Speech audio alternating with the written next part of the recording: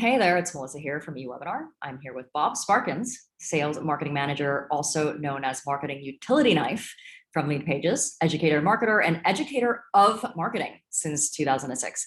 Needless to say, Bob is the industry expert for landing pages, and I invited him here today to talk about how to create a high-converting webinar landing page. I'm particularly excited about today's presentation because we get questions around how to build the best landing pages on a weekly basis. And now with this webinar, we'll be able to show you exactly how to do that directly from the source. With that, let's get started. Bob, how's it going? Awesome. It's going great, Melissa. Thanks so much for having me on and introducing me to your audience. It's going to be a fun presentation, and I know people are going to learn a lot. Well, let's dive in. Awesome. So indeed, we are going to discuss how to create a high converting landing page, but specifically a high converting webinar landing page, and even more specifically, a high converting Evergreen webinar landing page, because there are nuances to the different types of pages that you can create. As Melissa mentioned, during our time together, we're going to talk a bit about how to improve those page conversions. And we'll even discuss a bit about how to make it more likely for people to convert even before they land on your page itself. And we'll also talk more in depth around the best practices that you can take on for turning more of those clicks that you get into registrants with those landing pages that you create. Of course, as you know from using this platform, you can ask questions along the way, and team from Leadpages, team from eWebinar will be able to answer those. And I'm really looking forward to seeing how you take action on what you learn today. My goal with this presentation is that you're able to create, in tandem with the webinar, these types of marketing campaigns for yourself that allow you to quintuple or better your visitor to lead ratio. And you do that with the idea that the people who do come in the door will be more qualified, more likely to say yes to your paid offer. Now, as Melissa mentioned, I am a teacher of marketing since 2006. I am excited about the luxury of webinars and automated webinars to free up my time so I can spend it with my family. I also enjoy being able to reach more people at all places around the world, different times of day. And that is something I hope that you'll take on for yourself as well.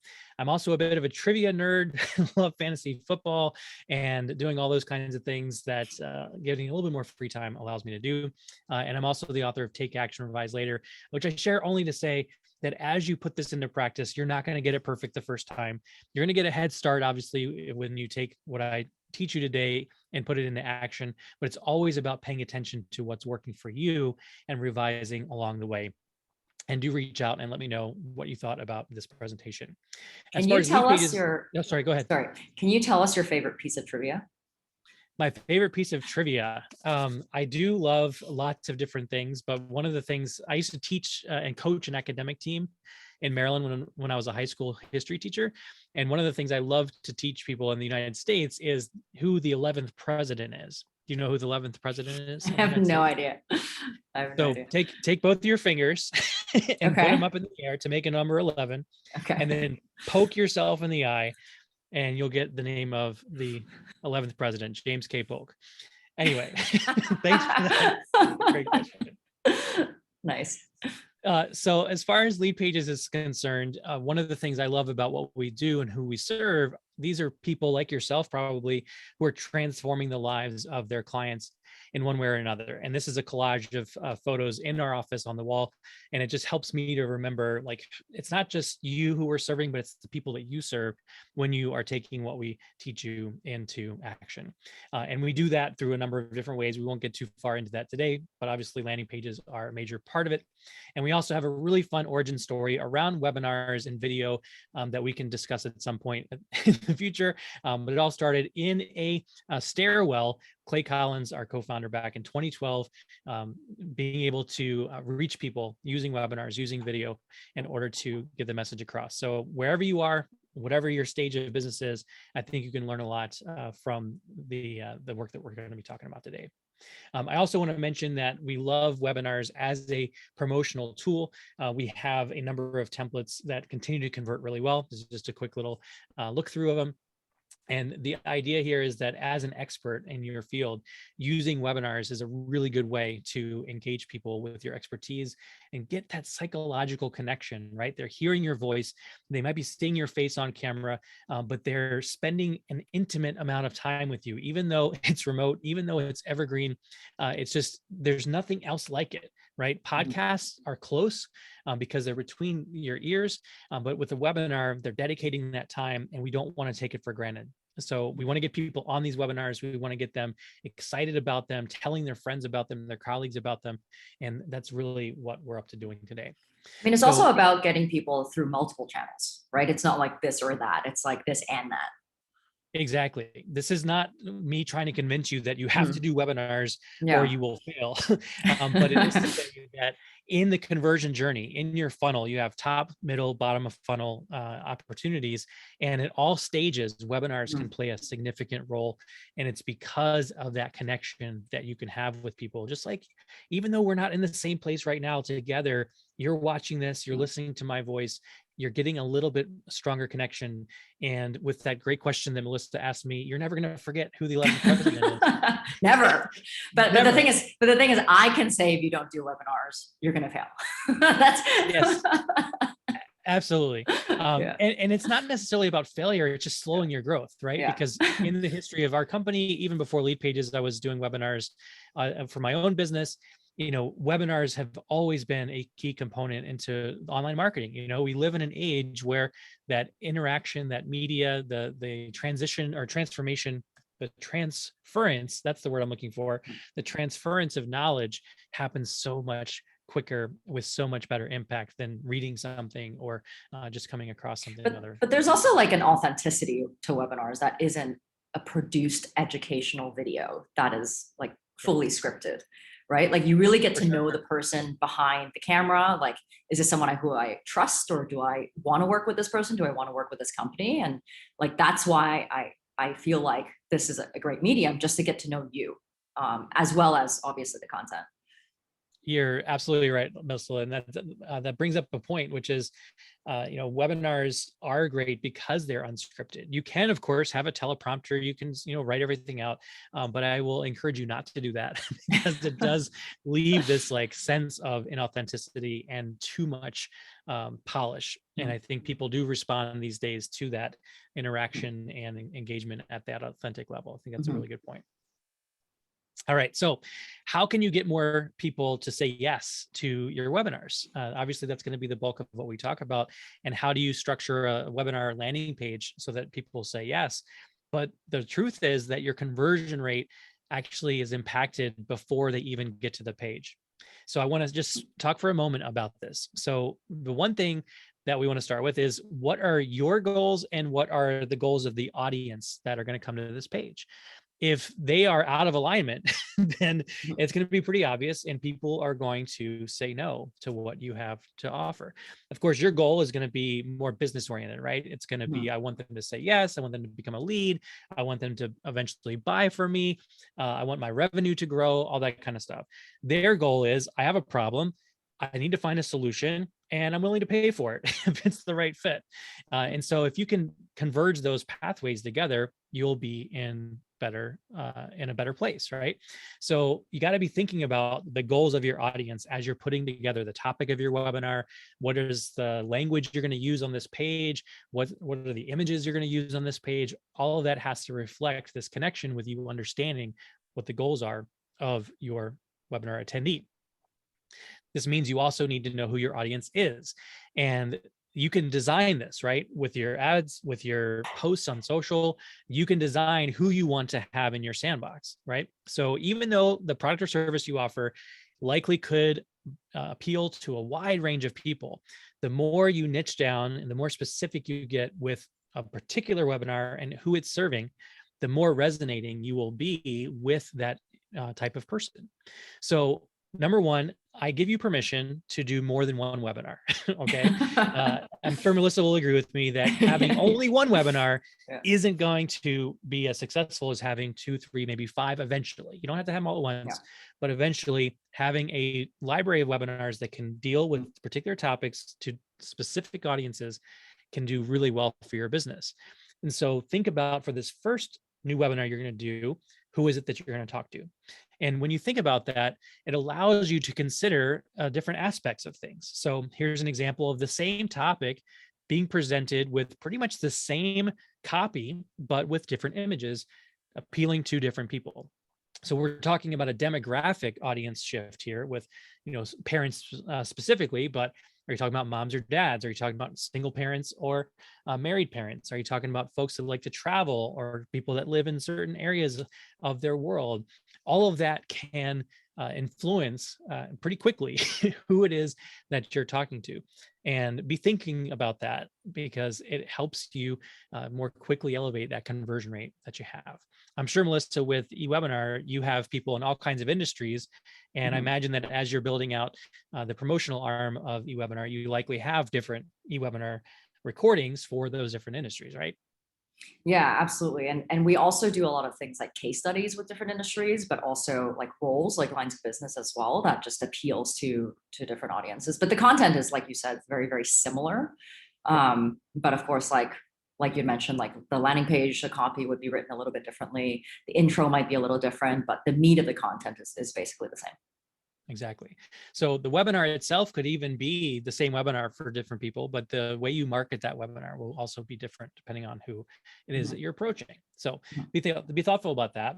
And that also then informs, what do you do to get people to your page? And if they clicked on an advertisement, or they were trying to find something in search engines and they came across your webinar, what is that context that they are coming to your page from? It's very different, right? If they have clicked an ad that interrupted them on Facebook versus they searched for a question and they found you on the third result on Google. Search engine optimization is going to be an important part of what you can do to succeed with your Evergreen webinars. And it also informs how you go about making your landing page. Okay. So doesn't mean that you have to solve all the issues with your ads or search engines in one page, but it does mean that you want to be thinking about, why are people coming to your page? What did they do right before they clicked that link? Because that helps you to really speak the language to their frame of mind at that time. Yeah, and I last guess thing I'll if, mention, sorry, I guess if someone is coming to your page, say your webinar landing page from an ad, which a lot of our customers do, they buy social ads or whatever platform they want to do that on, and it goes directly to a webinar landing page. They're not going to your website, right? So they're not doing previous research. Your landing page is their first point of reference. So all the more important that it's structured properly, the content is there in order to drive that sign up. That's right. And that's also to your advantage, because it means they're not distracted by the rest of what you do. And they don't have to like seek and find certain stuff. You're laying it right there on a silver platter for them, and hopefully making it as easy for them to say yes or no as possible. Yeah. Great point. The last thing to think about before they come to your page is your reputation. So it is going to be the case that some people have never heard of you before. As Melissa just mentioned, they could have clicked an ad or saw you on a search engine result, and they have no idea who you are. And so in those particular cases, your reputation doesn't exist for them yet, right? Whereas other people might find you through the social engagement channels that we're going to talk about a little bit later, or maybe they signed up for something else from you earlier, and so they're coming to this landing page already having some context of who it is that you are. So that means that as you grow your version or your business in this channel, you want to always be thinking about, what's your reputation? Are you a person who delivers on what they promise in all those different channels that you have? Is it something where they might have attended a previous training from you? Maybe they were listening to a podcast where you were a guest, and your reputation was, hey, this is somebody I really want to know more about. And then they come to this page, they're going to be more likely to say yes to your webinar offer. So be thoughtful about what you do on social channels, what you do on other people's platforms, so that people can understand what you're doing now is consistent with what they've seen from you before. And it's going to be helpful for them to attend this training from you. All right. So just a few thoughts to give you an idea of how to think about improving your conversion rates even before people get to the page. Any other thoughts or questions about that before we dig into the page structure itself? I mean, I think that's a really interesting point that like I didn't even think about, because you're like, okay, how do I get people to sign up for my webinar? Or like even a CTA, even if it's not a webinar, you're like, okay, I want to deliver this value. I want to write this content to deliver the value and the benefit. But the one thing I didn't really think about is like, okay, like when they're coming to this page, are they thinking about my reputation? Like Mhm. me, my company, can I be trusted? Do I have credibility? Do I make it easy for them to, look me up, or, whatever that might be. So I think that's an interesting way of thinking about that first impression. Is it's not just about like the actual meat of the content itself. It's also about like, how do you introduce yourself to this audience that's maybe never seen you before? Yeah, exactly. And I bring up this point too to think about even the images that you use, like use the same Mm. images that you use in social. Yeah. I Yeah. see you all the time on LinkedIn, Melissa. You're a prolific LinkedIn author. And what I love about that is that you're sharing a bit of your journey from your company's perspective, but you're also just asking provocative questions. You're engaging with people as they respond to you. So your comment count grows every post that you do. I mean, obviously it's up and down, but it's continuously Mm. showing that you're an involved person in this community. And Mm. so if people have never heard of you before, but they see someone liked and commented on your post, and then they saw you respond and this engagement level, when you then have a post that says, hey, I have a training over here, when they click it, Mhm. they're going to know that you deliver on what you promise, that you're Yeah. somebody that is worthy of that engagement. And so for Yeah. you watching this, be thoughtful about whatever your social channel is of choice, or wherever you showcase your talents and Mhm. expertise, that you're thinking about having that consistent reputation build up and letting people know that when they come to you, they're going to get what they expect. I mean, that's interesting you brought that up, because I do comment sometimes and ask questions on other people's LinkedIn posts, and I never get a response. And I do Yeah, feel a little bit like, is that a robot? Like, do they even look at that? And then that actually loses a little bit of credibility, because I'm like, okay, like once or twice, that's okay. But like, I never get a response from this person. So why are you consistently posting and teaching if you're not actually following up? exactly. And the flip side of that is, though, is that other people do lurk and they do see your comments, even if they may not Yeah. respond. They're seeing that you're trying to be Yeah. involved with people, and that's who you're looking for, right? You're looking Yeah. for the people who are both lurkers and the folks that are growing. We're all a Uh, little bit lurkers, right? There's exactly, a for lurker sure, inside all of us. for sure. Awesome. All right. So the next thing I want you to think about when it comes to your landing page is understanding, what are you trying to offer the people that come to your webinar? So we're not going to spend much time on this at all, but I do want you to be thoughtful on, when people watch this webinar, what's the next step for them? Because that's going to be a little bit of an element on what your landing page is about for them to sign up to the webinar in the first place. So are you just trying to use this webinar to qualify leads? It's a very good way to do it, right? If somebody sits through a 30, 45-minute training and then they reach out to you afterwards with an email and say, hey, I have some questions, they're much better lead for you than somebody who might have just downloaded a white paper by itself, right? So be thoughtful about that. Maybe they want to book a consultation with you or some kind of a demo. Maybe they want to go ahead and straight up buy your product. Maybe they want to enroll in a program. Maybe you're doing your webinars for onboarding new customers, right? Because we're not just talking about generating leads, but doing this for the sake of people being more successful with your products. Or maybe you're trying to reduce tech support by taking those frequently asked questions both before they become a customer and afterwards, so that your customer support team can have a little reduction in the repetitiveness of some of those questions that come in. So think about this in your preparation for your landing page, because it helps you to post or to set the tone for what your webinar is about, and it helps set the tone for what that expectation can be for at the end of your webinar. What are you going to offer for people to do for that next step? And you can sort of plant the seed in that regard on the page itself. Okay, so again, just a quick little laser point here for this element, but any questions about this, Melissa, before we dig in next?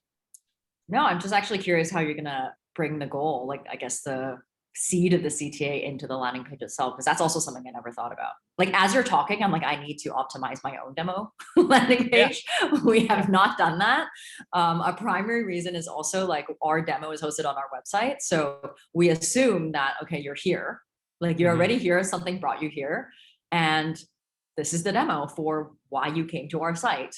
But there are instances where we embed our demo in a blog that doesn't have anything to do with our product. It's just, how to do X, or like the top, 10 software in X, right? So there are instances where people may come to our demo landing page, which is our webinar landing page, and maybe we're not even executing some of the principles that you're talking about now.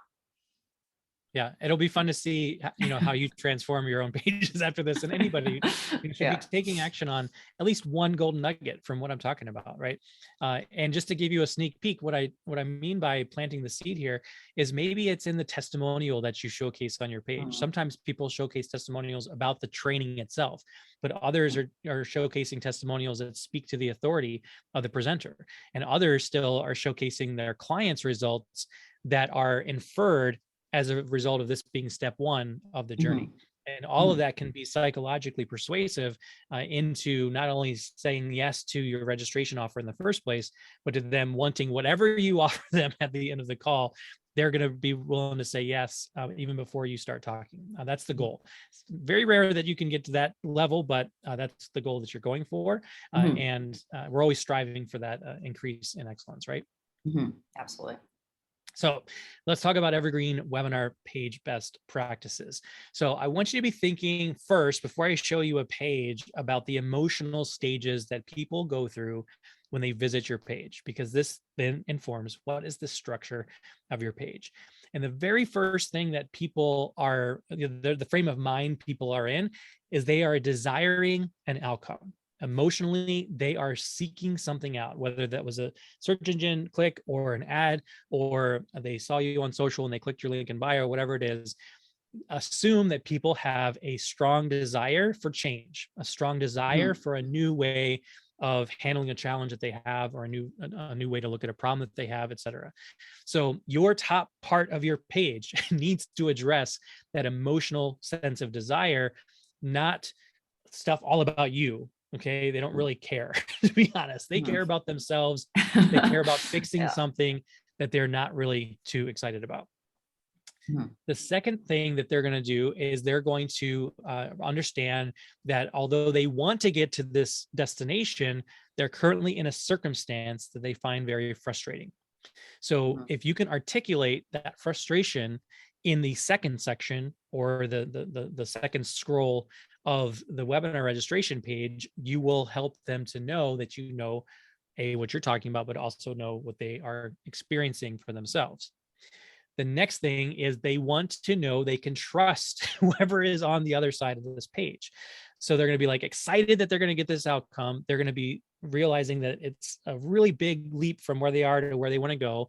And you're telling them you can do this for them with this training that you have. And so now they're going to want to know if you're full of BS or if you know what you're talking about. And so this third section, or third scroll of your page, is going to be establishing that trust. And we'll talk about how to do that in a minute. And then the last thing is you want to make sure that you cover those logical aspects of things, so that people feel not only that emotional drive, but their lizard brain says, oh yeah, I can see where this is going to happen for me, or I can see like what time this thing is going to happen, or what I'm going to get. So people buy with emotion, and they obviously stick around for logic, all that stuff you've heard before, I'm sure. But the idea here is that these are the elements on your page in this hierarchy, top to bottom, as people scroll, that you want to be able to address. Okay. So obviously we're going to dig into this with specific examples, but anything about that, Melissa, seem unusual to you, or that you have a question about? No, I like that you said they stick around for logic, because I always like to say people buy for emotion and they justify the purchase with logic. Yeah. But I like the way you framed it as well, because like being in SaaS, being in technology, like sticking around is what we want them to do. Yeah. Exactly. Because emotions ebb and flow, right? And yeah, exactly. And logic doesn't. Logic only increases. It only increases, especially if you're selling something that people then have to justify to a spouse or to their accountant, or whatever the situation is. Only gets better. Right. All right. So let's get into the specifics. I want to show you a couple examples of pages. These are actually our templates. They're pre-baked into the way that we've designed our templates. So what are some initial questions people are going to have? And this is especially around, this first one is especially around that desired outcome. And so the question that I want you to be thinking about that the visitor has is this for me? Is this for me? So you know that the headline on your page has to do a lot of things in a quick amount of time, right? 5 to 10 seconds to capture people's attention, to get them not to bounce away, to get them to read more. You don't have to get them to say yes with your headline, but you do need to get them to say, I'm intrigued, right? I want to know a little bit more about this. Okay. So is this for me? Have you in the image in the hero section shown me someone who's compelling? It could be you. It could be an avatar of your ideal client. It could be the speaker, and we'll talk about a few different versions of this. But is this someone, or is this some aspect of this image, something that is attractive to me in a future state of being? Okay, that's number one. Number two, is this for me? Are you giving me this concept of something that I actually want? Right. Now, this particular example, I have this 8 presentation elements that wow audiences has a couple different elements that people tend to have in their mind. And sometimes it's usually one or the other. So 8 presentation elements, I'm like, I don't really care about presentation elements. I'm not like seeking presentation elements, but I do want to wow audiences, right? If I'm a speaker or a presenter, the idea of wowing audiences, that's going to click for me as something I want to do if I feel like I'm not doing it already. The logic of this is embedded into this headline of there's a formula here. I've got 8 things to give to you. Now, truth be told, we find odd numbers tend to outperform even numbers, but we can get into those That's little nuances. so weird. It's so weird, but we can get to those nuances later. But for the bigger picture, it's just saying you can say, look, I've got some stuff for you, but always be leading with the so what. What's the so what factor that people are going to want from this? And that's going to be how people know initially that this is for them, or at least they are intrigued that it could be for them. The second thing I want you to be able to answer is who's behind this training. And that can be done in this hero section with an image of you, or it can be done a little bit lower down in an about me section or about the trainer section. You don't want to really do a lot of horn tooting in the hero. You're not trying to say, I know all the things because I'm awesome and I have all these degrees and I have all these alphabet letters behind my name and blah, blah, blah. But you do want in your page to be able to answer this question that the person training you knows what they're doing. And that can come not just from an about section, but it can also come from testimonials of people, tooting your horn for you, if you will. Okay. Yeah. The third thing is, can I trust what you're teaching? So if I'm going to attend this webinar, do I know that I'm going to have value for my time? And that's really where testimonials are going to be important. But also it can be the way that you describe what they're going to learn. So we'll talk in a minute about the bullet points you might have on your webinar registration page for the structure of your content, the agenda, if you will, or the curriculum of your training, that how you explain that and the so what factor of those benefit bullets are also going to be an important way to convey to people that you're going to deliver what you say, because you've specifically mentioned, here's what I'm going to show you. Okay. And then the logical piece of this is, when can I watch? So we can talk a little bit about the difference between live trainings and a recorded training versus an evergreen webinar training. They did have a little bit of a different flavor to each, but if you can let people know you can watch right now, or I've got several times available for you to watch. In this example, I put, when is pick your preferred time. You click on the button, it's going to show you, if you're using eWebinar, like here's your 3 times, or you can do it instant access or whatever you've set it up for that particular training. Okay. But these are the 4 questions that your page should answer. And a lot of this can actually be covered in that main hero section, but the rest of it's going to be covered in a different part of the page. Any thoughts on this before I get a little deeper into this example? Yeah, so I have a bonus question that I like to answer. Because we, of course, eWebinar, we're Evergreen webinar platform. I like to answer the question, how long is this? Because that's something that I care about.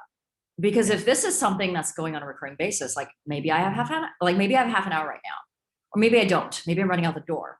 So I want to know how long this is, so I can either say start now, or no, I'll just book a time for tomorrow. And I found that, like, when I put like, okay, this demo or this training is 20 minutes or 45 minutes, the reception of that is much better, because then they know exactly what they're expecting.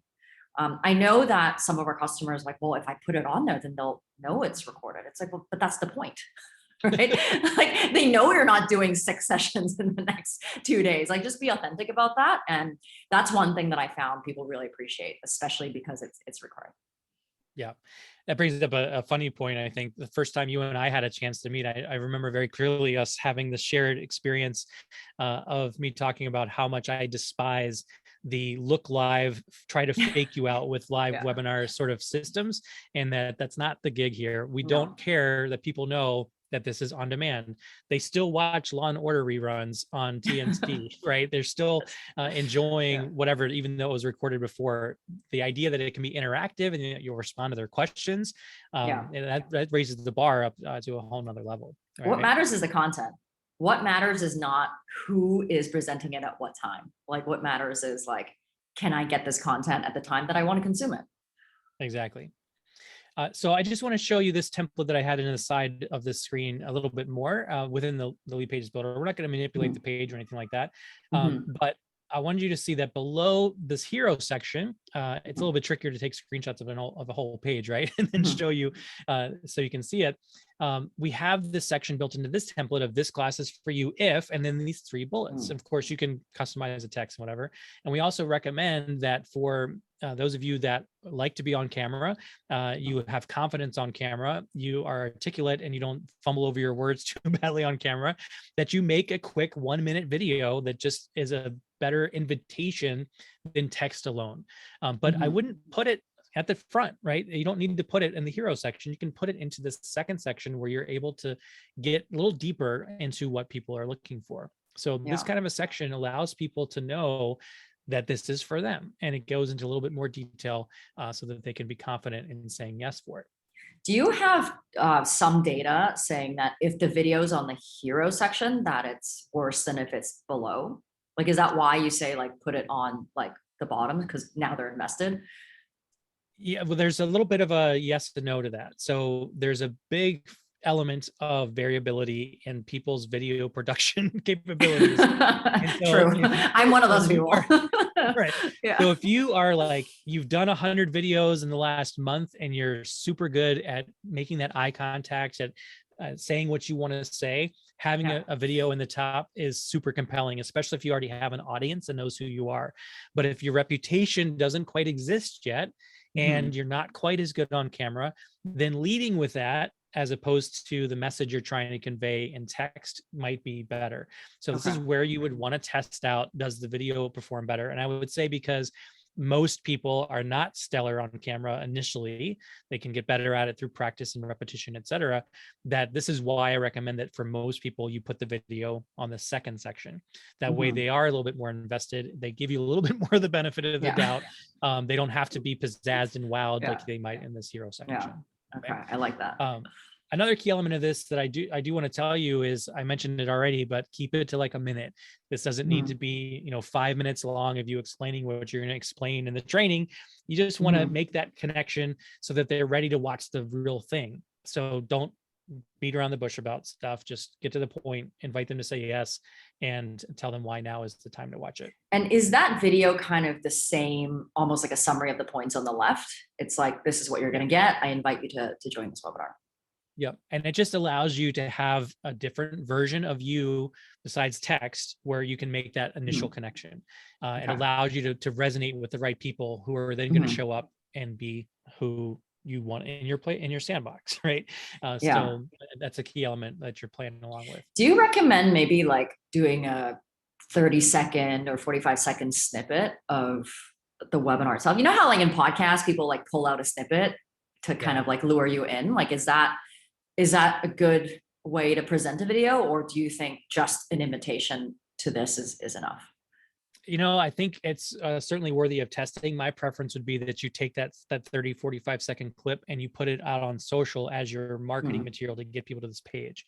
I think once they're on this page, if you can use this video block as an invite, it's probably gonna be better. But if you want to say, I've got 7 things to show you, here's just one golden nugget that you'll learn, and you pop a video of that 45 seconds, absolutely try that out.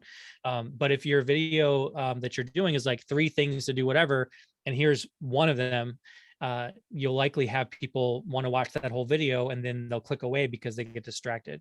So there's a balance there, I think, to play with. And my preference for you to start with would be having this control version of your test, so to speak, be an invite more than a clip of your training itself. Mhm. Awesome question though. The next section down is that more logic brain stuff, right? So here's a bit more of the articulated things that you're going to learn in this training. Now, you don't have to have 8 different things. You can always come into this area if you want to, and reduce what you have just by deleting it. Or by reducing how many things from 4 to 3 or whatever, like all that stuff is super easy to do. But I do want you to understand that when you make people see this in like a framework of 3 things or 4 things or 8 things, Mhm. that it gives them the sense that you know what you're talking about, that you've broken it down into a sequence, into a formula. And by extension, that means that you're not just throwing this together haphazardly. It also means that they can expect the training to have some structure to it. And I think that's an important element to be thinking about as you're putting this page together. How is that, this section we're looking at now, how are those points different than the ones above it? So it just gets a little deeper, right? So this is that higher level. Here's the big picture of things that you're going to get. Here's the so what factor. Here's why you're going to want to spend the time with me during the next 30, 45 minutes. And then this goes into that logic brain of, okay, well, how are you going to do that? Right. And you're not going to spell it out so much that people know exactly what they're going to receive out of this particular training, but it gives that better sense of, oh yeah, I can trust that you're going to deliver on what you promised because you're spelling it out for me even more clearly. Now, truth be told, you can have a version of this page where you completely hide that section and see if it performs better than the other. But when you usually your conversion rate will suffer a little bit the longer your page is, but the people who attend and the quality of them as a lead will increase if you've given them that additional detail. And a middle ground that you can do is you can hide this feature section from the landing page. And when they say yes and they go to the thank you page, you can have the details there as they prepare for the training itself. So that kind of depends on if they're watching this instant availability, or it's going to be 30 minutes or 2 hours before that Evergreen webinar kicks in. So this is an experimental phase for you. So include it when you're starting out, and then test out versions where you have it or you don't have it, and see which ones do the best for you. Okay. The story CTA is another place that you can elect optionally to do this or not. And you can say, if I include this kind of information, maybe it works, maybe it doesn't work. And this also depends on you as a writer. So if you're really strong at copy, then this can be a great place to tell a story or to give people another reason to say yes. But it could also be a way for you to talk people out of attending your webinar if you're not super good at it. So again, turn these on, turn these off. But at the end of the day, the most important thing is to have another chance for people to say yes to your offer. So having that lower CTA on the page, don't have them have to scroll back up to the very top of the page. You can even have the form on the page if you want to. I don't encourage inline forms on the top of landing pages because we've seen them not perform as well as 2-step opt-ins or pop-ups. But by the time they're at the end of the page, you can include the form right on the page if you would like to. That is really interesting because our form widget, our embed form widget is fairly new. We didn't have that like coming out of the gates, but it was just requested over and over and over again by marketers specifically, because I don't know where they get this information, that it must be taught somewhere, because everybody's like, I need a super short, like email only embed form, like session email only. And everybody uses this one-step embed form because they think the shorter the better, the quicker the better. But now you're saying you guys have data that says that's not particularly better, especially on the hero scroll. Yeah, what we see is when people have, and again, it depends on the context of why they clicked over to this page. But we find that when people see a form, when they first hit the page, their immediate reaction is, my guard goes up, you're just going to get my email. Interesting. And so it becomes what we call a taking page as opposed to a giving page. When you have you don't have the form on the page, it allows the focus to be on the image, the headline, and the rest of what's going on. And then when they click on the button, that's going to be where the form comes in. Okay. And we'll talk about that's so the interesting. Do you have, I know you said the longer the page, the lower your conversion, like your conversion suffers a little bit, right? Is there like an optimal like number of sections that you guys have seen for landing pages? And is there like a number of sections or a length where there's just like a sharp drop off? Yeah, so it's kind of like when I was a high school teacher and people asked me, how long does my essay need to be? It's a question that has a lot of dependencies on your quality of writing and all that kind of stuff.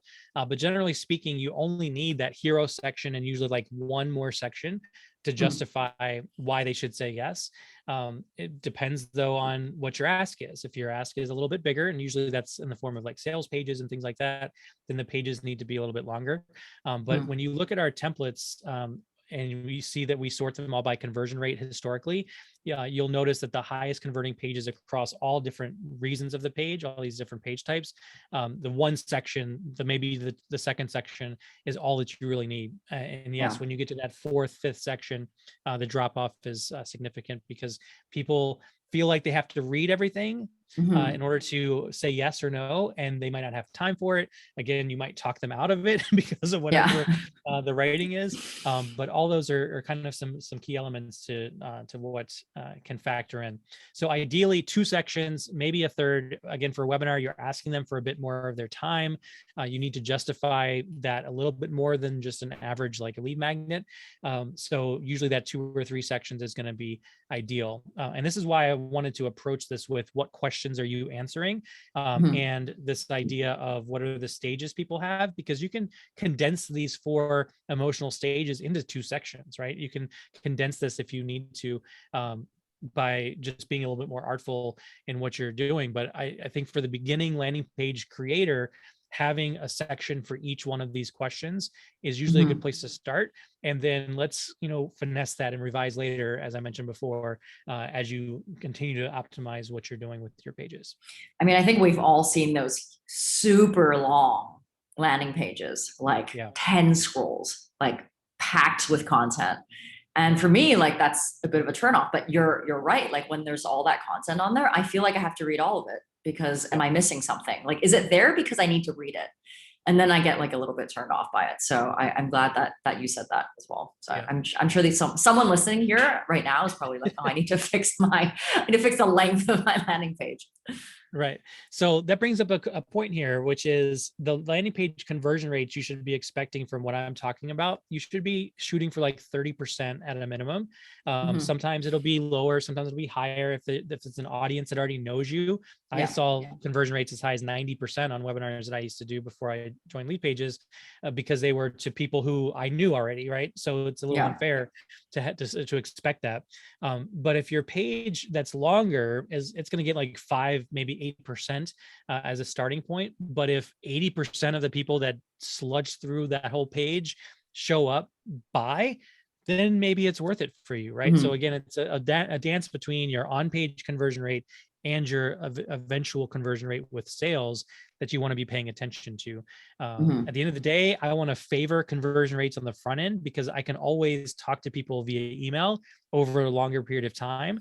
So I like to prefer that front landing page be 50%, 60%, even if my conversion rate to sale of those people is a little bit lower. But again, Mhm. over time, I can talk to them. I can offer them different things. I can survey them about why they don't want what I have, so I can, Mhm. inform my offer revisions along the way. Mhm. Really cool. All right, so we've talked a little bit about this already, but I want to spell it out even further. Let's talk about that basic page structure. So you've got this hero section. So the hero section, we're going to look at this page, is that first section that people see when they hit the page. And you can make this as full on the screen as you want to. The idea here is that big impact. Again, this is where you're trying to connect with that desired outcome that people want. So lowering your auto insurance bill is this particular template's example. You've got a CTA that's really clear. It's of a color that contrasts with the background, so it's easy to know what I'm supposed to do with it. Again, when you click on it, it reveals the form to sign up. It's not the form itself on the page. Those are some of the key elements kind of structurally of that hero section. This hero section also needs to have that why it matters. This is going to be the so what factor. It's embedded in the headline, but it's also embedded in that second section that you have a little bit further down the page. So in this particular example, forget the timer for a second. We'll talk about timers. But if you want these 3 things in your life, you're going to want to be on this training. So Mhm. rules of three is a big thing to think about when you're doing Yeah. copywriting for webinars. Mhm. People love threes for whatever reason. I don't know the magical kismet of the number three necessarily, but I agree with it. Yeah. And so if you can boil down, here's three things. It's easy for people to remember. It's easy for people to not feel overwhelmed, and they can really, bite into what you're going to be offering. It's also Mhm. really easy for you to deliver as an instructor when you can break things down into threes. The about the presenters, you can incorporate this in the hero section if you want to. So we've got templates where the images of the people are front and center, like we had with that other example that I showed you. Although this is a stock photo, obviously, right? But you could have an image of yourself in that spot. Or you can do it in this way where you've got the two images. This is really good, especially if you have a good influencer status, right? It doesn't have to be huge, but if the people coming to this page are likely coming from social and they're used to seeing your photo, they know who you are, then having your image on the front is going to be good. But for others, maybe you're not as well known, and so you're going to want to put yourself down a little bit further, or maybe not even on the page at all in this particular case. But typically speaking, I like to have an image of the person on the page, usually down towards that bottom section. We have section templates to make this a little bit easier for you to work with.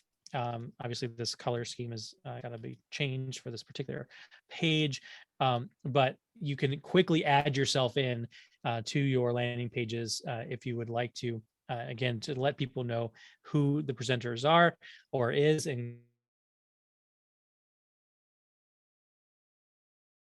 that if you include yourself on the page, which I recommend, don't just talk about your bona fides. It's all about why you're doing this for the sake of the audience, so that they know that you know what you're talking about, not because you've Mhm. got degrees or certifications and all this stuff, but because you get them, because you're articulating your presentation's key points in a way that Mhm. makes them say, yes, I want what you've got. Okay. Mhm. And then, of course, your page should have at least one additional CTA. So you've got the CTA at the top. As you scroll more than 2 times, you should have another ability for people to say yes to your particular offer. If you don't, and you make them Mhm. scroll up, you're just going to impact conversions a little bit more. All right. I think a great way to think about like writing the presenter section is like not building credibility in the sense of numbers and letters, but why are you the best person to teach me this? Yep. Exactly. So tell your story only Mhm. insofar as it matters to that person to know that you have either been there and done that, or Mhm. you have the experience of working with people in that particular situation. All right. Now, as you know, we're talking about this for webinars in general, but there are specific nuances for evergreen webinars. And so a lot of our templates are built with countdown timers on for you to have a special date in time when this event is going to happen.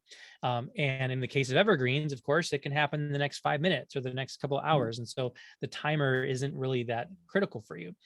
So what are some reasons why, besides that sense of urgency, why people would want to say yes to getting that training right now? So first and foremost, of course, is what you have matters to them. So we've kind of covered that already, but what are some other things you can put on the page? So think about including what else they might get when they register. The beauty of the eWebinar platform is you can have these resources pop up at the right time in the training, right? You can have it on the page that's delivering it. You can also deliver it via email if you want, or on the thank you page. But think about not just, hey, I'm going to train you on this stuff, but I'm also going to give you a checklist or a worksheet, or I'm going to give you an added bonus of this other thing that's going to make your life easier as you go to implement what I have to share with you.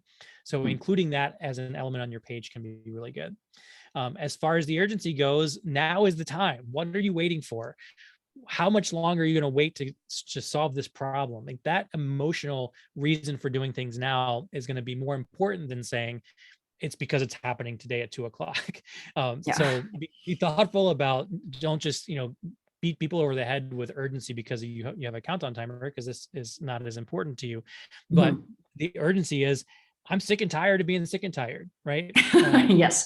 Yeah. The quote Fannie Lou Hamer, this is the thing that you want to make sure is in your copy, is in the way that you're telling your story. Okay. Mhm.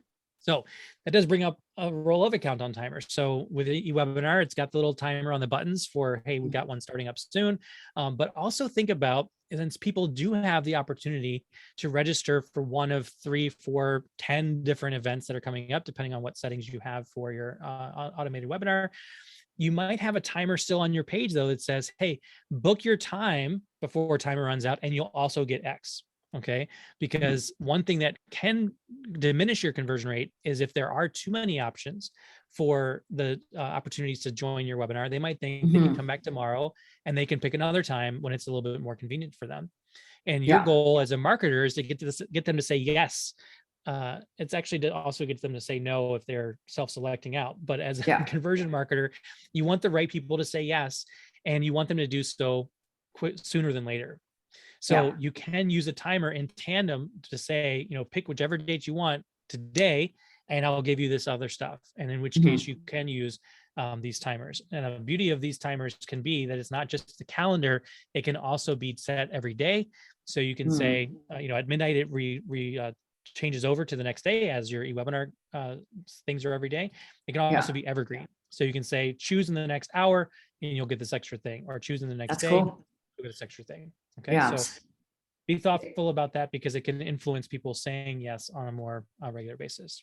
Yeah. So if you install the eWebinar widgets, like the buttons on your lead pages, there will automatically be a timer on the button itself if there's a session coming up in the next hour. So it's not going to be a countdown for like 2 days or whatnot, but the urgency we want to create is like, this is coming up in the next hour. And we do give you an opportunity to turn that off if you want to, because we have had that request. But at least for us, we found that if we left the timer on, even though, yes, there are different sessions, sometimes people like that's just where their eye goes. Like it just, something's moving and they're like, oh, okay, that's cool. Like I'm going to click on it. So that's just our experience. Of course, encourage you to test out if you're like, I don't know if I should have a timer or not on the webinar button. Like I would encourage you to try having it on just to create that extra urgency. Yeah, 100%. I think that another thing I mentioned about the advantage of evergreen webinars is your goal is to get them to watch the webinar as soon as possible, right? And so having them choose a time that's today, or maybe the first time tomorrow that's available, is going to be to your advantage. And what we found with countdown timers, generally speaking, is anything beyond 48 hours is like, I don't care. It's like so far in the future, I have no reason to do it now. So you're that's the people we are now, right? Right. We're still urgent. Right?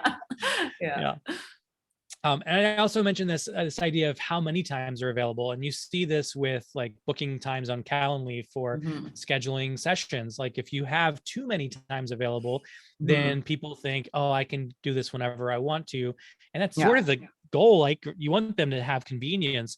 But when people start to have that sense of I can do it whenever, they then never do it. Right. Yeah, you gotta play hard to get a little bit. Yeah, exactly. So I don't know if you, Melissa, if you have an ideal number of times to show that are available, but I usually stick to like 3 or on demand because that tends to not overwhelm people with choice if you go too much further. But are you finding anything from that? Yeah, so actually that's a great question. Some people seem to think, oh, the more the better, but don't forget, like if you have like 20 times available, it's also really hard to read. Right? Because it's a really long list of times. So I like to have replay available, on demand available, that's coming up every 5 minutes, because I want to give people optionality. Optionality is key. Because if they want to watch it, like if they want to register for a replay and have it in their inbox and watch it whenever they want, I want to give them the option to do that. If they want to watch it in the next 5 minutes, I also want to give people the option to do that because I don't know what their situation is. But the beauty of this platform is I want to allow the option for them to choose. And then I usually have a maximum of 2 sessions per day. So it's 10 a.m. and 2 p.m. on the weekdays. And so it gives them an option to say, is it morning or afternoon? It depends on the content. Sometimes I like to have something after hours. So if it's for real estate industry specifically, because I know a lot of agents work after hours, I want to make sure that there's something, on the weekend, but also maybe like 8 p.m. So it just kind of depends on who my audience is. But I also don't want to say, oh, I want to show 20 sessions. So usually I think I usually show like 8 sessions, but it's replay, on demand, and then maybe like a Monday, Tuesday kind of thing. Cool. Yeah, that's really good points. And the one thing I would say that you can do as an experiment is have your times restricted to what we're talking about. And then if they go to click away, you can utilize what we have in Leadpages as an exit pop-up that says can't make a time that's available, sign up for a replay, and we'll mail it to you. That's awesome. You know, That is amazing. and that's gonna Yeah. rescue probably 10-15% at least of the Yeah. people that would go to leave. They'll go, oh, okay, I'll take it that way because I don't have time to match your schedule, especially if they're in different parts of the world, right? That's awesome. All right. Now, let's talk a little bit more about how do you get more people to say yes to your page. We talked about on-page stuff, and now we want to get more people to see it, right? So I just want to spend a couple of quick minutes around this, and there's a few different ideas that I want to share. So the first is social media traffic. So if you are wanting more people to see your webinar registration pages, you want to engage the ideal people with questions on social media, whether it's your own posts, whether it's on comments of other people's posts. I think we talked about Melissa doing sometimes successfully, sometimes not successfully. Sometimes it's cricket, sometimes you get, the right person says yes to it. But be asking questions related to your webinar topic. So be thoughtful on, what is your webinar about? And if you know that it's going to take people a couple of introductions to you or towards the theme, then ask questions that sort of Jedi mind trick them into this wanting of what it is that you offer. So as you've made this webinar, you've carefully crafted it, and hopefully you're revising it, whatever, but you've put all this energy into it. You know that there are some initial questions that people had of you that prompted you to want to make this training in the first place, right? So ask those questions again and say, hey, here's a question I often get. Why do people do blah, blah, blah? Here's my answer. What are your thoughts about this? And then people respond, and you're getting that engagement. You're getting maybe additional connections or followers or people just paying more attention, even if they've already been connected to you. And then along the way, you can come back the next day and say, hey, I've got a great response from this. I put a webinar together.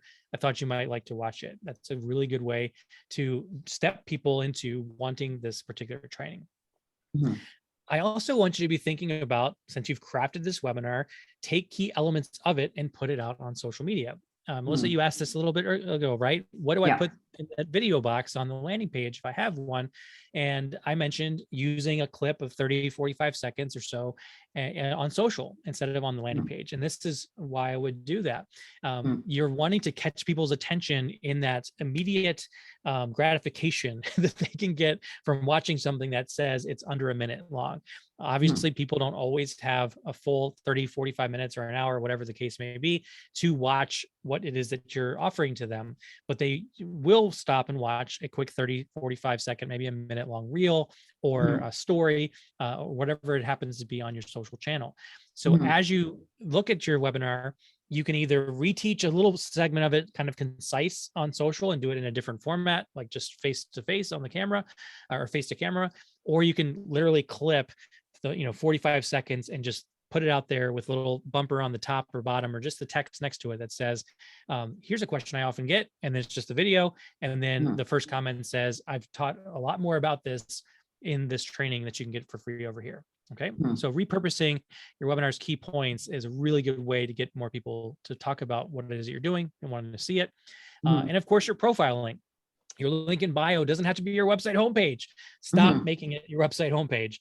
Make it a page that says front and center, I've got a training for you. If you want X result, here's a training that will show you how to get there or the first step to take. So linking to this webinar registration page from that profile is going to be a really good way for people to get to see you, because what do they do on social? When they see your comment, they're going to check you out. Do you know what you're talking about? How can I learn more? And if that page goes straight to this, instead of your homepage, which has all kinds of distractions, you're going to see some really nice results from that. Any thoughts on the social media side of things from you? So we actually wrote a really great article on the 25 ways to promote your Evergreen webinar. Social is one of those things. I think we're gonna take some of your ideas here and add it to our article. But one of the things that I found is something not a lot of people do, but actually allows you to put like indefinite content out there that just lives forever, is go on Quora and look up questions that you can answer that relate to the expertise that you're teaching on your webinar. And answer that intelligently, and then you can say, oh, by the way, I have a training on this, and you can actually paste the link to your landing page directly on there, and it just kind of lives. Yeah. QR is a very good place to do that with. Obviously, there's a delicate balance between spamming message Yeah. boards with your links, but done artfully and say, look, I Yeah. have a training on this. Here's the main gist of what I talk about. Yeah. Blah. You get the rest of it here. I think that works out extremely, extremely well. Yeah. So nice work. All right. The last thing I'd say about social media, of course, is to use paid ads as you understand your conversion rates on the webinar towards a consultation or a sale. Start ramping up your traffic with advertisements. I don't think that it's a smart thing to do to just say, hey, I want to put $1,000 towards my ad campaign, towards this webinar, without having tested your webinar on social first. So please run the webinar for a couple of weeks, see what kind of numbers you have, make the adjustments you need to so you can start seeing conversions. And once you do, then you can scale your ads as much as you want, right? Then it's not a function of return on ad spend off of a guess and a hope. It's on actual numbers that you can test and measure. All right. How important is it to optimize, like SEO optimize your Evergreen webinar landing page? Because if it's a one-time event, I'm promoting it for 2 weeks and that's it. I don't even have time to really optimize it, right? But an Evergreen webinar landing page, that is evergreen. Like, hopefully that lives on indefinitely. So how important is it to SEO optimize that? Yeah, it's critical. I mean, at first it's not as big of a deal because you're still testing things to know what's going to convert on the page for opting in. And so your energy should be spent on the copy and the emotional concepts of conversion rate optimization on the page itself. But once you have that a little bit more dialed in, then you go back over the page and make sure you've got your H1 tags and your images are optimized and all that kind of stuff. Because yeah, at the end of the day, you don't want to pay for traffic if you can get it for free from search engines, yeah. Right. It's our favorite. And that's why right, exactly. And that's why sections like this, where you've got, what the tip is, or the about you is about the problem that people have and how you faced it and overcame it. When you have some other examples of pages that we have, and you're dealing with the phrasing of testimonials and all this kind of stuff, all of those do go into how well your page is optimized for social. Also, whether you're using H1 tags too many times on your page is a problem. Whether you're using the SEO settings to put in the title and the description in the right ways, or even on social Open Graph for getting more people to click through on a share of this page. All these things are settings that you definitely want to optimize for, because at the end of the day, you want as many people that are ideal fit for your offer to see this webinar. And because, like you mentioned, this is a legacy event basically that's going to live on for months, maybe years, you definitely want to be paying attention to that. So phase one, let's optimize for the people who are in there in the now, and phase two, quickly following, and let's make sure that people can find it on social, find it on search engines, and be able to see why they should click through to it. Awesome. All right. Quick point about attendee ambassadors. So again, we're talking about getting more people to see your webinar. So every time somebody comes to your page and says yes, you can turn them into an ambassador. So on your thank you page, have a set of buttons that allows people to share on your favorite social channels or theirs, like LinkedIn, on Twitter, et cetera, that, hey, thanks for signing up for this webinar. Invite a friend, invite a colleague, have other people come. This also can come in the form of the webinar itself. So right now, there is a way for you to share this webinar for people to attend for themselves at a time in the future. So let's get you to share that. If you found value from this training, let's share it. On the email that sends out after the webinar is over, don't just say, hey, buy my stuff or book your call. Also have like a PS. Hey, if you got value from this and know somebody who would benefit, please share it. Here's the link to share. And this is the most important part.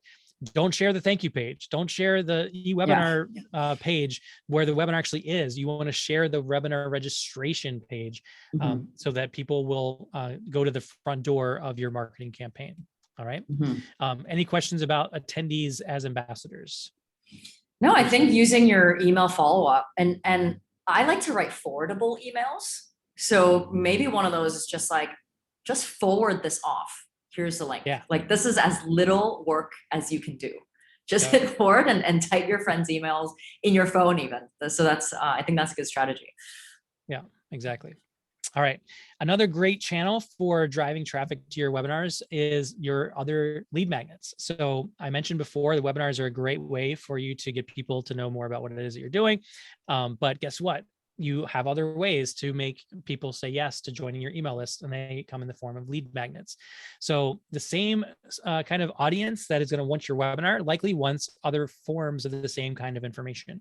So we find that resource guides are super helpful, checklists of steps to take in order to achieve a goal, a cheat sheet or a template can be really good to shortcut people's pathway to success. An e-course or a quick video, all these are ways that you can take the same concepts that you have in your webinar, turn it into a little bit of a different format, and present it to people the same avenues that we've just talked about, so that people can get into it. And then on the thank you page of those lead magnets, you say, hey, I just sent you the thing you asked for in your inbox. By the way, I've got a training for you that you can get access to at your convenience, today, later today, on demand, whatever that eWebinar registration button is going to look like for you, and they can jump into it right away. So don't think that you only have to send your strangers to the registration page. You can send strangers to lead magnets as well. And on the thank you page, say, since you said yes to this, I have something else for you to accelerate your pathway towards success. Okay. Also, a logical next step would be in that welcome message for the lead magnet, say, hey, here's the PDF. And either in the PDF or in that welcome message or both, you say, by the way, I have this training. Also, in any emails you send out to the people who have said yes to your initial things or communications, even if you have a business card that they emailed you and said, hey, it was great to meet you at this event, you respond back in your signature of that email can say, hey, next step, let's get you on this training. Your newsletter that you do every week or every 2 weeks or whenever you do it, as well as autoresponder messages, you should be including your registration link to your eWebinar. Autoresponder messages, a lot of people have that welcome series, right? You've got message 1, 2, 3, maybe up to 5 or 10 messages you've created. Well, what happens on day 45? Do you have anything yet in that spot? If you do, what about day 80, day 150? Pepper these in throughout your autoresponder series, because you never know when the right time is for people to say yes to your webinar and to say yes to the offer on the webinar. So don't hide it from them. Include it as much as you can along the way, because sometimes people take a year or two, right, before they say yes to what it is that you offer. And it's just the way of business. So don't just assume that they'll remember it later on in their life and they say, oh yeah, Melissa had this webinar that she talked about 2 years ago. I should go look through my email inbox and find that initial welcome message, right? No, that's not going to be the way to go. Yeah, and because it's evergreen, you can embed it in all these places. Exactly. And even if you upload a new video later to that same spot, you're sending people to the registration page itself, which you can always modify and revise with which webinar it's actually connected to. Okay. So to recap, the idea around how to build a high converting evergreen webinar landing page: number one, understand that your conversion rate optimization, or your CRO, starts before they land on the page. So think about those goals that you have, the audience you want to address, the context of why they're coming to your page, and what's your reputation that you've built up beforehand. Address your visitors' desire, their frustrations, their interest in trusting someone, and in their logic for making a decision within your page. Consider your page as a pathway to yes or no, not just a bit of information, not just a, hey, I've got this thing, but it's actually a pathway from where they are to where they want to go. And you want to get them to make that decision so that they are on the right path for themselves. And then, of course, we just wrapped up increasing your traffic to your webinar through different channels, social channels, other lead magnets, your email marketing campaigns themselves. Okay. So quick little shout out to the Leadpages crew, who are eagerly excited to help you move forward in your marketing with Leadpages platform. You can go to leadpages.com/eweb. We've got some cool stuff on that page to let you know what you get when you start up a free trial. And that includes templates that we've built in collaboration with Melissa and the eWebinar team, so that you can get those things rolled out really rapidly. And every new person who joins Leadpages does get some time on the phone with one of our onboarding coaches to make sure that you're getting that up to speed quickly. So definitely take advantage of that. All right. Mhm. Questions or thoughts from you, Melissa? Well, I do have one last question that I've been meaning to ask. But Yeah. before I ask that, I want to share with the audience here a very short demo of Leadpages and how you can actually create one of the pages that Bob has been talking about. So clicking on the link right now. It's a few minutes. It just kind of walks you through the platform and just shows you how easy it is to create a landing page of your own. Hopefully within maybe half an hour. I don't know what the standard time is, but the template's already there for you to start building on. My last question is, what are the most common mistakes that you've seen that that our audience should take note of? Common mistakes. So one is like trying to be perfect with this registration page and the webinar itself. Like you and I took a little bit of extra time than we initially intended to put this webinar together because of circumstantial happenings. And we could have pushed it off another week. We could have pushed it off another week just to make sure everything was like absolutely perfect. We could have waited until you and I had a chance to rehearse it, 2-3 times and all that kind of stuff. And I think people do that with their webinar registration pages and their webinars themselves, is they want to wait till things are exactly perfect. And again, my motto is take action, revise later.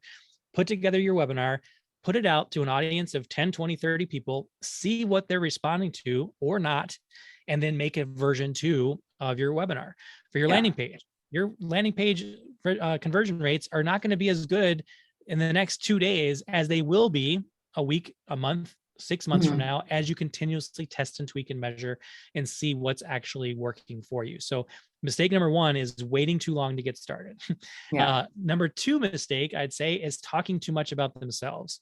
So on your webinar registration page, I hit this earlier on, but just in case it went over your head, stop talking about yourself ad nauseum. Nobody cares. They care about themselves and the transformation that you can provide to them. So always be thinking in the back of your mind, so what? Why are you telling me this? Why is this headline saying this? Why are the benefit bullets saying this? Why is your about you section saying this? In the perspective of the visitor, so what? Why does this matter to me? And the third thing I would say, especially with evergreen webinars, the biggest mistake is you have bought into this fallacy of set and forget. And what happens when you set and forget something that you haven't tested, that you haven't tweaked and revised, that you haven't really optimized, is that you put this webinar out there and get some traffic and people watch it. But if you just set and forget it, then you're not actually really optimizing the revenue stream that you have. You're not making better connections with your audience by improving upon what it is that you're doing. And your business is going to be stagnant, and you're going to think, oh, what's wrong with me? What's wrong with my business? They said, if I set and forget this, I would have an ATM in my computer and cha-ching. It's not like that, right? You can make money while you sleep by working hard. It's not really difficult, but you put the effort in to make a good, compelling webinar. You measure it, you make another version, and you keep going forward with those optimizations. So those are the 3 big mistakes I see, Melissa, in people doing webinars kind of the wrong way. I mean, I also tell our customers, like, your video does not have to be perfect. If you say something wrong, you say it again. That's what people do in a webinar. Just say it again. Like, it doesn't have to be rehearsed. You don't have to edit the video. Like, let that be that's your authenticity, right? That's your credibility, is it's not rehearsed. It's you. So to your point as well, I always tell people, put it out there, because once you put it out there, you're going to get people asking questions, and you can take those questions and make your next presentation better, right? We actually ran our first demo for maybe, I want to say, like 6 to 9 months. And then we took all the questions we got at different points. We rewrote our entire script and redid the demo. And I think the conversion rate went up by 10%, just because we took all that feedback.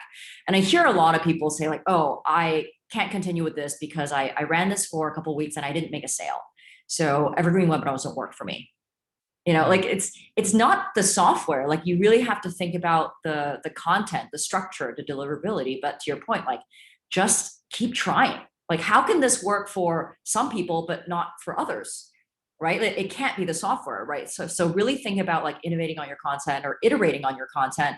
Listen to what your attendees are saying, what your registrants are saying, and just keep refining, keep making it better. Yeah. I will say there's a fourth one that I just thought about too. Mentioning the time of year in some way. Mm, Like, it's really hot today in Bloomington, mm, Minnesota, and they're watching this in November, December, when people know that's when ice storms happen.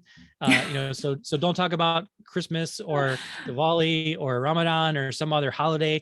Don't talk about the day of the week. Don't talk about the time of the day even. Don't say good yeah, morning on your call. Don't say happy Friday on your call. So leave that kind of stuff out, because although you don't want to hide the fact that it's live, you don't want to like make it super yeah, obvious that yeah. you did this at a completely different time, Well, it just especially has to time of year. relate.